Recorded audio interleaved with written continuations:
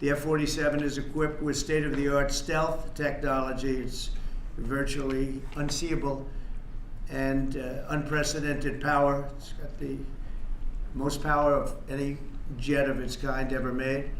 Maneuverability, likewise, is there's never been anything like it, despite the power and speed. Its speed is top. It's over 2, which is something that you don't hear very often. America's enemies will never see it coming. Hopefully we won't have to use it for that purpose, but you have to have it. And if it ever happens, they won't know what the hell hit them. A new fleet of these magnificent planes will be built in the air during my administration over the next couple of years. It's ready to go. They've already built much of what has to be built in terms of production, including the sheds. We'll ensure that the USA continues to dominate the skies. We've given an order for a lot. We can't tell you the price because it would give way to some of the technology and some of the size of the plane, good sized plane. This contract also represents a historic investment in our defense industrial base, helping to keep America at the cutting edge of aerospace and technology. Our allies are calling constantly. They want to buy them also, and certain allies will be selling them, perhaps toned down versions. We like to tone them down about 10%, which probably makes sense because someday maybe they're not our allies, right? But I would like to ask Secretary Hegseth, who's doing a fantastic job. He's really been very inspiring in so many ways, and I must say that before he speaks, we have had record people wanting to join our military in the last 2.5 months, literally since this, I think probably since the election, November 5th, but especially since we came to office and since I announced Pete. He's young, he's smart, he's strong, he loves it, and they love him. But we've had record numbers of people wanting to join our military. Now, if you go back 6 months, it was the exact opposite. You had record numbers of people not wanting to join the military. Now you have record numbers of people wanting to be in our military, and that's a great honor. That shows you we're really on the right track. So, Pete, maybe say a few words. Sure. Please. Well, Mr. President, this is a big day. This is a big day for our warfighters. This is a big day for our country, a big day in the world. The name of this program is the Next Generation of Air Dominance. And Mr. President, because of your leadership, your clarity, America is going to have generations in the future of air dominance because of this 6th generation fighter. We've had the F-15, we had the F-16, the F-18, the F-22, the F-35. Now we have the F-47, which sends a very direct, clear message to our allies that we're not going anywhere, and to our enemies that we will be able to project power around the globe unimpeded for generations to come. Mr. President, this is a gift to my kids and your kids, to my grandkids and your grandkids. This is a historic investment in the American military, in the American industrial base, in American industry that will help revive the warrior ethos inside our military, which we're doing, rebuild our military, which the previous administration did not do, by the way, Mr. President. They paused this program and were prepared to potentially scrap it. We know this is cheaper, longer range, and more stealthy. President Trump said we're reviving it and we're doing it. And then we are also going to reestablish deterrence. Under the previous administration, we looked like fools.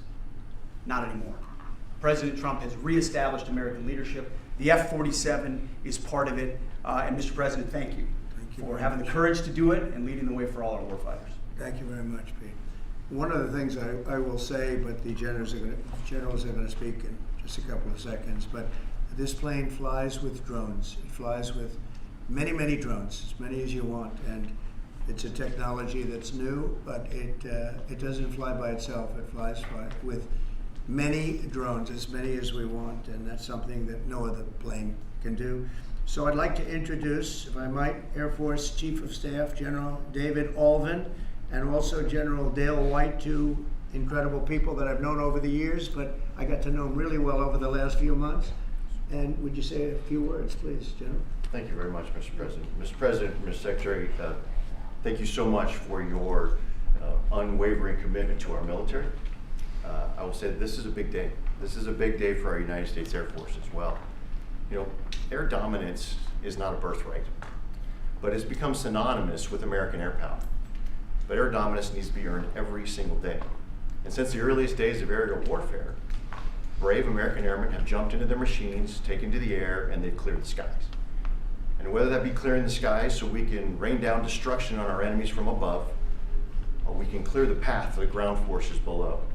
That's been our commitment to the fight, and that's really been our promise to America. And with this F-47 as the crown jewel in the next generation air dominance family of systems, we're going to be able to keep that promise well into the future. I also want to thank everyone from industry and within government, our engineers, who have worked tirelessly on this program to bring it where we are right now today. This shows that American talent, American skill, and American determination are second to none, because this platform is second to none. So we believe that this provides more lethality, it provides more capability, more modernized capability in a way that is built to adapt. This, along with our collaborative combat aircraft the President talked about with drones, this is allowing us to look into the future and unlock the magic that is human-machine teaming. And as we do that, we're going to write the next generation of modern aerial warfare with this. This enables us to do this. The manner in which we put this program together puts more control in the hands of the government, so we can update and adapt at the speed of relevance, at the speed of technology, not at the speed of bureaucracy. This is more Air Force. This is more options for the President. We say as our mission in the United States Air Force is to fly, fight, and win air power anytime, anywhere. If you want to go anywhere, you have to have a platform that gets you anywhere. This provides the President options from the very one end, which is a quick response, and then we can get right back into fighting stance without having to deploy troops that are going to take maybe months and cost more lives. We can be back in fighting stance, and maybe we restore that deterrence. All the way to decisive victory as part of a joint force that is the most lethal and capable military ever known in history. That's what we provide now, and this allows us to provide it into the future. It's more deterrence, more capability. It's what peace through strength looks like into the future, Mr. President. And so we're very proud to do that. And all we can say is, on behalf of the United States Air Force, let's deliver. Thank you very much. Thank you, General. Would you like to say something? No, sir, I'll just double down what the chief said. He knows what to do. Generational He knows who the boss is. That's exactly right. Air security is what it's all about, and this is what we'll deliver. That's great. Thank you very much. Great job. We've worked together long and hard on this, and this was a big secret. In fact, we don't show too much of the plane for that reason. You see what we show? You see how beautiful that is, but that's just a very small part of it. Sure. I wasn't surprised. I was wondering how much are you going to show when they came in with that. You see a wheel in the front? That's about it. Any questions? Mr. President Trump, Peter? is 80,000 pages of documents is a lot to sift through. Yeah. Can you just tell us who killed Kennedy? Well, I was given the task of releasing that because many presidents have gone through it and they haven't released. And I said, release. We even released Social Security numbers. I didn't want anything deleted. They said, sir, what about Social Security? People long gone, but they're long gone, so I can't imagine. But I said, if you don't delete it, if you do delete it, we have people are going to say, why did you delete it? There's something in there. So we gave Social Security, we gave everything.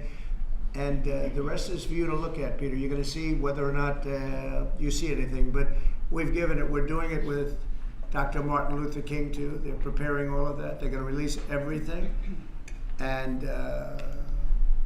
whoever else they want. I mean, we have nothing.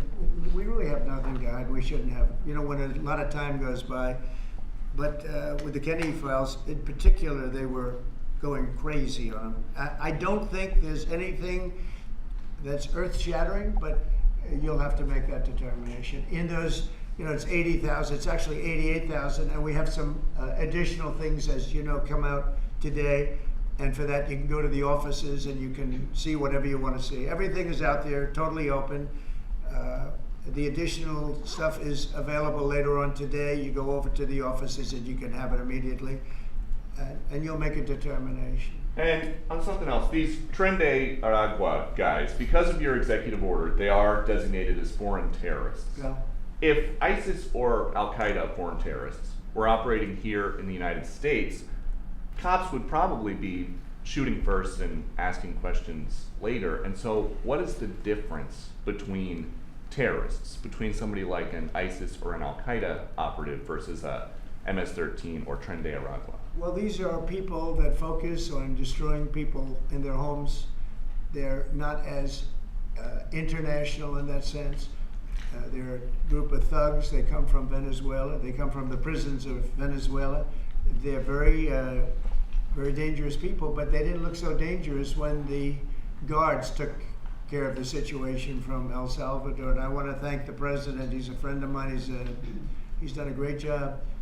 But I just can't imagine that the Democrats are taking this issue where they want to have them back. You know, so now they have men playing in women's sports. They have transgender for everyone. They have open borders. They have all of their crazy policies that are, I think, 95-5, not 90-10, okay? And their new policy is, let's bring Tren de Aragua back into our country. Let's bring the worst, these are the worst gang members there are. They looked amazingly frail, though, by the way they were handled. It's very amazing. You know, they weren't, when they were in Colorado cutting the fingers off a man because he made a phone call to the police, they seemed a lot tougher then than they did when they were having their head shaved and they were in shackles. They're tough people. They're bad people. We don't want them in our country. We can't let a judge say that he wants them. You know, he didn't run for president. He didn't get much more than 80 million votes. And we just can't let that happen. It'd be so bad for our country. I won on the basis of getting criminals out of our country that were let in. It was called unforced error. They were let in by Biden, incompetently let in, and let in by the millions, actually. 21 million people, I believe it's 21 million. And that's not even including the gotaways, but these are rough people. We want them out of our country. And I won the election based at least partly on that, and that's a big part, yeah? And I don't know if you saw this. Totally different. I don't know if you saw this. Tim Walz is now saying about Trump supporters, and forgive me, I'm just reading a quote from Tim Walz, I think I could kick most of their ass. Oh boy, he'd be in trouble. Is there any way to know? Well, he's a loser, yeah, I mean, the guy's a loser. He lost an election. He played a part. You know, usually a vice president doesn't play a part, they say. I think Tim played a part. I think he was so bad that he hurt her.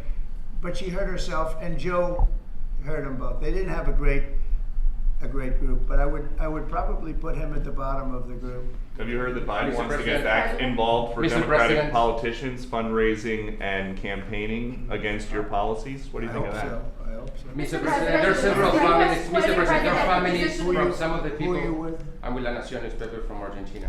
There are families from some of the people that were on those flights to El Salvador that claim that they're not criminals, they're not members of Tren de Aragua, of MS-13. What can you tell them, and what guarantees can you give them that everyone in those planes were actual criminals, terrorists, as you said? Well, I was told that they went through a very strong vetting process, and that that will also be continuing in El Salvador.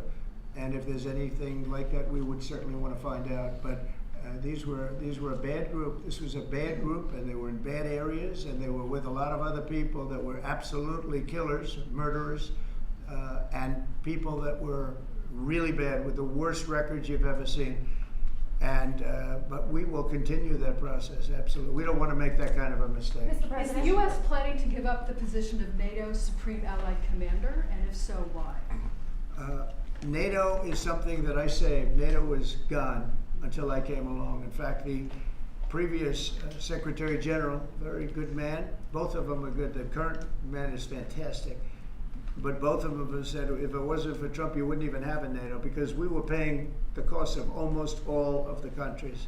And now they're paying. I said, we're not going to do this. We're not going to continue. You hurt us on trade. You do bad things on trade. And then on top of it, we're supposed to pay for your military. And because of what I did, hundreds of billions of dollars flowed into NATO by countries that just weren't paying. They were delinquent. They weren't paying their bills. So NATO is solid. They're strong. But they have to treat us fairly. Are we gonna give up the? Because look, without us, NATO's not the And we're same giving- thing. we're And I giving- can tell you, I've been having very good discussions, as you know, with President Zelensky and with President Putin. And President Putin will tell you that without the United States, he wouldn't be worried. But he is worried when the United States is involved. And I have to tell you, I've dealt very well with both gentlemen, and we have, I think we have the confines of a deal. I hope we have the confines of a deal. I'm doing it for two reasons. Number one, and by far most importantly, thousands of young people, and they're not American people, they're Russian and they're Ukrainian, are being killed every week, thousands a week. And also the United States has paid, because of Biden, $350 billion on a war that should have never happened. If we had a competent president in this sitting right here, that war would have never happened. It would have absolutely never happened with me. And it didn't happen. For 4 years it didn't happen. Mr. President, do you think you have the authority, the power to round up people, deport them, and then you're under no obligation to a court to show the evidence against them? Well, that's what the law says, and that's what our country needs, because we were, unfortunately, they allowed millions of people to come into our country, totally unvetted, totally unchecked. So you ought to ask, did he have the authority to allow millions of people? Did Biden have the authority to do something that's unthinkable? Have open borders where millions of people poured into our country, totally unvetted and totally unchecked, just as you would say. And many of those people were criminals. Many of them were from jails and prisons and mental institutions and gang members and drug dealers and very dangerous people. Many were murderers. We have 11,088 that we know of murderers they've murdered. Of that number, at least half killed more than one person. They're in our country. They're in a location near you. Biden allowed that to happen to our country. And his people that really ran the country. And the person that operated the auto pen, I think we ought to find out who that was, because I guess that was the real president. So when you ask me if we have the authority, did Biden have the authority to allow millions of people to come into our country? Many of these people, hardened criminals at the top of the line who have caused tremendous damage in our country. You see them in New York City fighting with our police. I mean, literally having fist fights in the street with our police. These are tough, hard criminals. Many of them came out of jails, and not just South America, from all over the world. They came out from Africa, from the Congo. They came out from Asia. Not just South America, but many from South America. These are hard, tough criminals, and we have to get them out. And a judge sitting behind a bench someplace got a nice appointment. You can't take that away from the people that are responsible. Now, in this case, Marco Rubio has a lot of big decisions to make, and he's a fantastic person, a great man. I think he'll be our best. I think he has a chance to be our best Secretary of State. He's been doing incredibly. He works so hard. He's gone to so many different countries already, and he's got the authority to get bad people out of our country. And you can't stop that with a judge sitting behind a bench that has no idea what goes on, who happens to be a radical left lunatic. Do you think the judiciary President, is you guys today are denying. You guys are denying this New York Times report that Elon Musk was going to be shown a 20 to 30 page presentation about a theoretical war plan against China. Why not just show it to Elon? Because I don't want to show it to anybody. You know, you're talking about a potential war with China. Now, I deal with these people all the time, and I'm dealing with Pete, I'm dealing with these gentlemen on numerous different airplane purchases, and I think they're all going to be great. But I don't want other people seeing, anybody seeing potential war with China. We don't want to have a potential war with China, but I can tell you if we did, we're very well equipped to handle it. But I don't want to show that to anybody, but certainly you wouldn't show it to a businessman who is helping us so much. He's a great patriot. He's paying a big price for helping us cut costs, and he's doing a great job. He's finding tremendous waste, fraud, and abuse. But I certainly wouldn't want, Elon has businesses in China, and he would be susceptible perhaps to that. But it was such a fake story. The New York Times is just as fake as CNN and MSDNC.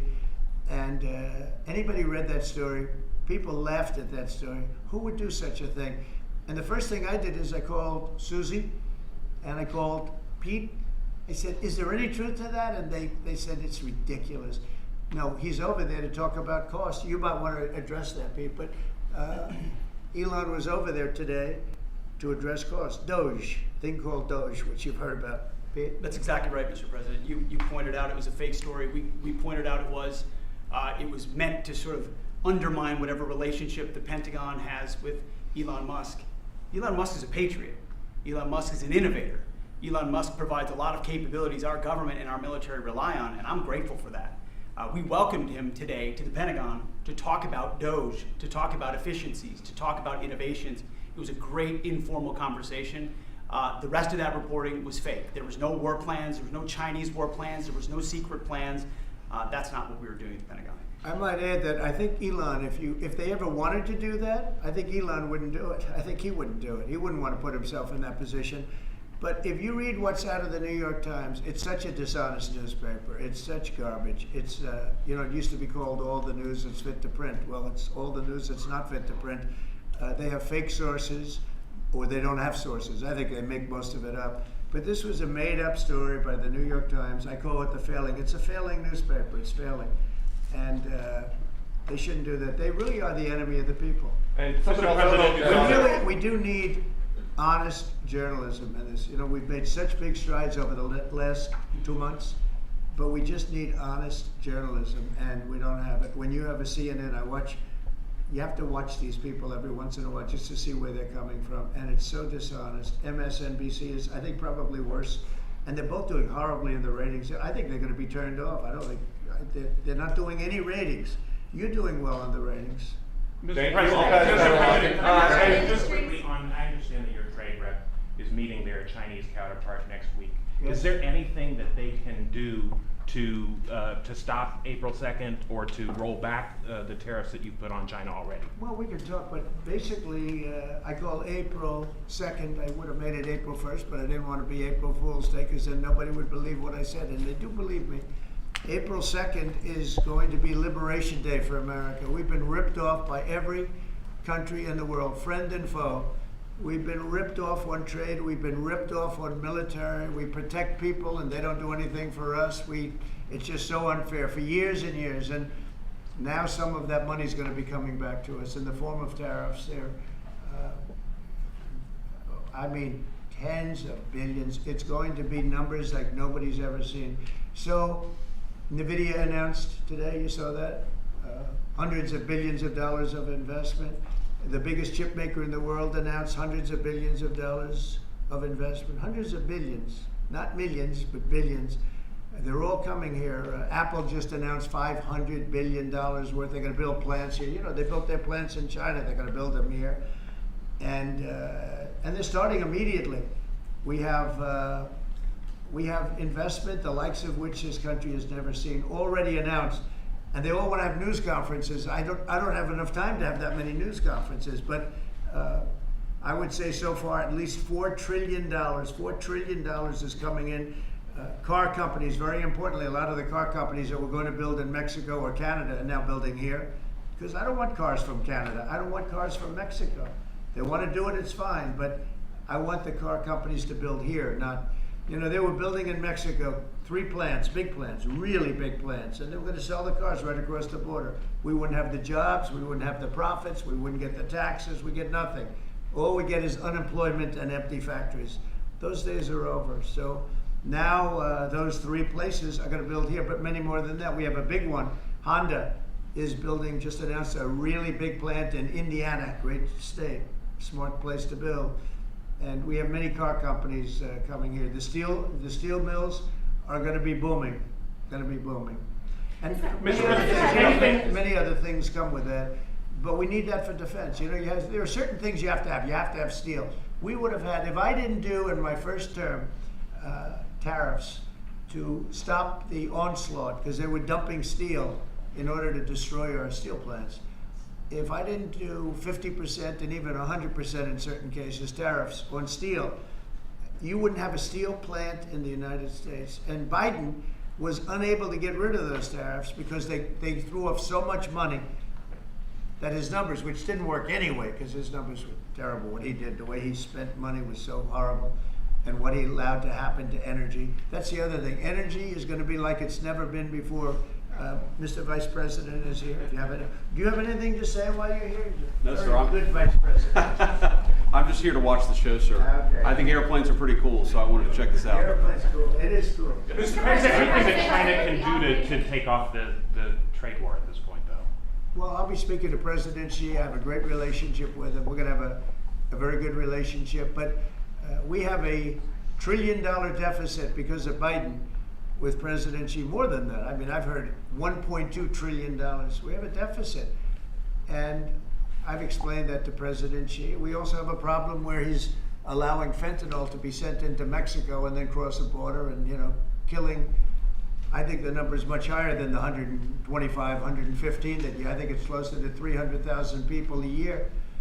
And so that's a problem. But they have a tremendous surplus against the United States, and we don't want that. Mr. President, why do you want to control Ukraine's power plant? A number of industries have come to you asking for exemptions on tariffs. Is that something that is under consideration by you? Well, people are coming to me and talking about tariffs, and a lot of people are asking me if they could have exceptions. And once you do that for one, you have to do that for all. So, I mean, generally, I did something interestingly during 2 weeks ago. I gave the American car companies a break because it would have been unfair if I didn't. And everybody said, oh, he changed his mind on tariffs. I didn't change my mind. I helped our, sort of big three, big four. I helped some of the American companies. And instead of taking it properly, they said, oh, he changed it. I don't change, but the word flexibility is an important word. Sometimes there's flexibility, so there'll be flexibility, but basically it's reciprocal. So that if China's charging us 50% or 30% or 20%, and I don't mean China, I mean anybody, any country, Canada. Nobody knows that Canada's charging our dairy farmers. They have 270% tariffs. Nobody knows that. Nobody knows that. They have up to 400%. They have a couple of tariffs at 400%. Nobody knows that. Nobody talks about that. And remember, with Canada, we don't need their cars, we don't need their lumber, we don't need their energy, we don't need anything from Canada, and yet it costs us $200 billion a year in subsidy to keep Canada afloat. So when I say they should be a state, I mean that. I really mean that, because we can't be expected to carry a country that is right next to us on our border. It would be a great state. It would be a cherished state. The taxes for Canadian citizens would go down in less than half. They don't spend money on military because they think we're going to protect them. There are many things that they do, like icebreakers. They want us to provide icebreakers for them. Oh, that's wonderful. So the Canada, they're very tough traders too. I want to just tell you, all the people, they're tough traders. They trade very tough. And the expression I use is, some people don't have the cards. I used that expression about a week and a half ago, right? Somebody was negotiating who didn't have the cards, who's now, I think, saying that he wants to do it, and I think we're going to have a big deal on that very special something. We got to make a deal on that. But Canada has been a very nasty negotiator against the United States, took advantage of the United States for a long time. But nobody knows that they were getting 270% tariffs on dairy products. A follow-up on Canada, and I don't think I've heard you say this in all of the talk about Canada becoming the 51st state. Are you concerned that if they became the 51st state, they would be a very, very blue state? Very, very big and very, very blue. No, there might be, but it would, you have that artificial line that goes, that straight artificial, that looked like it was drawn by a ruler. Somebody with I don't mean a ruler like a king, I mean like a ruler, this way. And it's just an artificial line that was drawn in the sand or in the ice. And can I tell you, Peter, just, you add that to this country, what a beautiful landmass, the most beautiful landmass anywhere in the world. And it was just cut off for whatever reason. It would be great. Now, is it liberal? Maybe, but a conservative until I got involved, because I don't care who wins up there. I frankly probably would do better with the liberal than the conservative, if you want to know the truth. But just a little while ago, before I got involved and totally changed the election, which I don't care about, probably it's to our advantage actually, but the conservative was leading against, I call him Governor Trudeau, the conservative was leading by 35 points. So, so I don't know about that. I think Canada is a place like a lot of other places. If you have a good candidate, the candidate's going to win. And I don't know if you've seen this, but the two astronauts that you just helped save from space, they didn't get any overtime pay for all that extra time. They got $5 a day per diem. For 286 days, that is $1,430 in extra pay. Is there anything the administration can do to make them whole?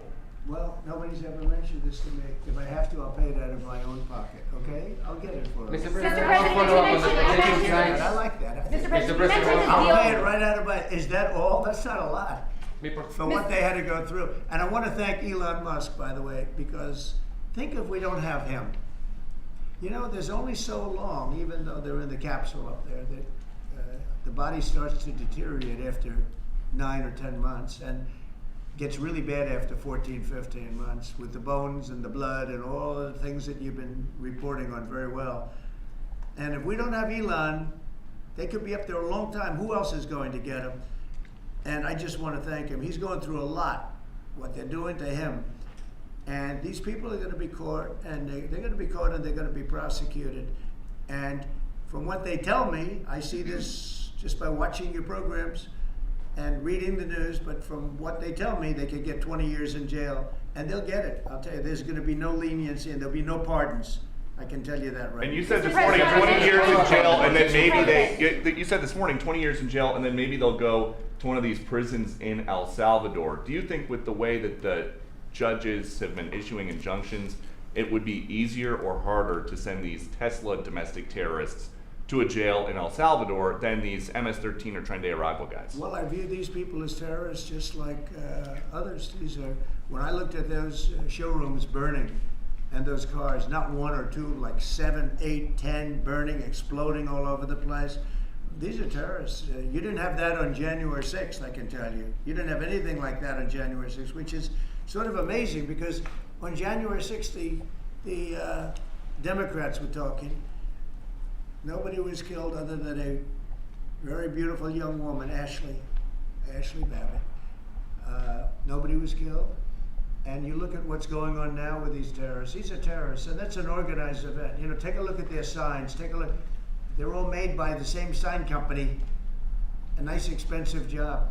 These are the people that finance it are, in my opinion, in just as big a trouble as the people that are setting the match and setting the fires. So we'll see. It's under very serious investigation by the FBI and by the Justice Department. These people are terrorists.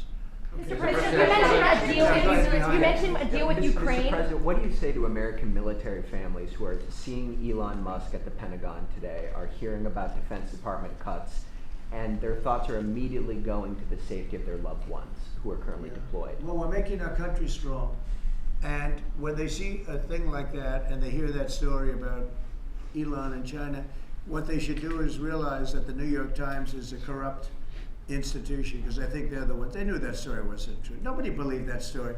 People that, when I first called, they laughed when they heard the story. Nobody believed it, that the Pentagon was giving him a briefing on what war with China would look like, and he has business. No, they made that up because it's a good story to make up. They're very dishonest people. I have it with the Times, and you'll see more and more of it. To me, it's a very, very dishonest organization. But a story like that is made up. It's total fiction. And I just wanted to make sure. I called up Chief of Staff and I called up Pete, and I said, is there any truth to that? Absolutely not. He's there for Doge, not there for China. And if you ever mention China, I think he'd walk out of the room. He wouldn't take it anyway. So it's just a made-up story. Nobody's taken better care of the military. One of the things that I know that Pete's doing is he's talking about a lot of the civilian staff, and we're going to get them other jobs. We're going to have a lot of jobs in this country, but we don't want to have wasteful jobs. We want to have meaningful jobs. And those were wasteful jobs. Those are jobs that not only military, but jobs where people don't show up. You take a look at Department of Education. I've never seen so many buildings with the names on it. You go past one after another Department of Education, and they're empty. the people don't show up. You know why? Because they have other jobs, because they're playing golf, or they're playing something, they're doing something. And we have a lot of great people, but we have to move that back to the States. We're gonna make our country strong, and we're gonna get people much better jobs, because we have companies moving into our country, the likes of which we've never seen before. Nothing like this has happened. And it's automatic. They don't wanna pay the tariffs. How do you avoid paying the tariffs? You build your plant in the United States, and it's a beautiful thing to see. I see it. So far, I would say $4 trillion. Nobody's ever heard of them. No country's ever heard of numbers like that. $4 trillion, and those are the best ones. The biggest, best chip maker in the world. I'm not a fan of the CHIP Act, where you give billions of dollars away to companies that don't need it, and it won't bring them here. I'm giving nothing away. All they're doing is coming here, they're building because they want to avoid. Remember this on the tariffs too, because that's going to be, Liberation Day, April 2nd. It's reciprocal. If they charge us, we charge them. So somebody say, well, how much are the tariffs? Very fair. If India, as an example, has been very bad to us on tariffs, they charge 100%, 200%, whatever they charge. Now, Europe just announced they're lowering the tariffs on cars. We charge like a joke, 2.5%. That's what this country charges. Europe just announced that they're reducing their tariffs on cars to 2.5%. It's nice. But they also have non-monetary tariffs, where they make it impossible for the cars to get in, even without the dollars on them and the dollar signs. It's called a non-monetary tariff, where they put on controls where no matter what happens, because they don't want cars, they don't want the American car in their market.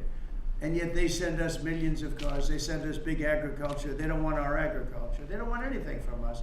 European Union's very tough, but now it's fair. So whatever they do to us, we do to them. Mr. President, you mentioned last month you mentioned. As Russia continues to attack Ukraine, are you planning to impose any sort of sanctions? Well, they're fighting against each other. Yeah, I think we're going to have. Do you We have plan a to ceasefire on a lot of areas, and so far that's all held very well. And getting that ceasefire, they had a lot of guns pointing at each other. You had some soldiers, unfortunately, surrounded by other soldiers, and they are going to be, I believe, we're going to pretty soon have a full ceasefire, and then we're going to have a contract. And the contract's being negotiated, the contract in terms of dividing up the lands, et cetera, it's being negotiated as we speak. What do you say to critics who say that your actions towards law firms amount to coercion? Well, the law firms all want to make deals. You mean the law firms that we're going after, that went after me for 4 years, ruthlessly, violently, illegally? You mean, are those the law firms you're talking about? But they're not babies, they're very sophisticated people. Those law firms did bad things. They went after me for years. Russia hoax, all a hoax. It was a hoax. It was Hunter Biden's laptop. It didn't come out of Russia, by the way. It was came out of his bedroom. It was all a hoax, developed by Democrats. Hillary, I don't think Biden did, because I don't think Biden knows what the hell he's doing, frankly, based on everything I see. I've seen things since being here that are so sad. What he's done to this country, what he and they did to this country, those people that surrounded him, who, by the way, are radical left but smart. He's not smart, he was never smart. But these are radical left, smart people. They totally controlled him. He did whatever they told him to do. And it's a shame. It's so sad to see what happened, what they've done to this country, both not only the inflation you saw, but allowing millions and millions of criminals into our country. That's an inexcusable act. And many other things besides that. Thank you very Mr. much. President, can we talk one more question on Ukraine? Why do you want to control Ukraine's power plants, sir? Thank you. Thank you very much.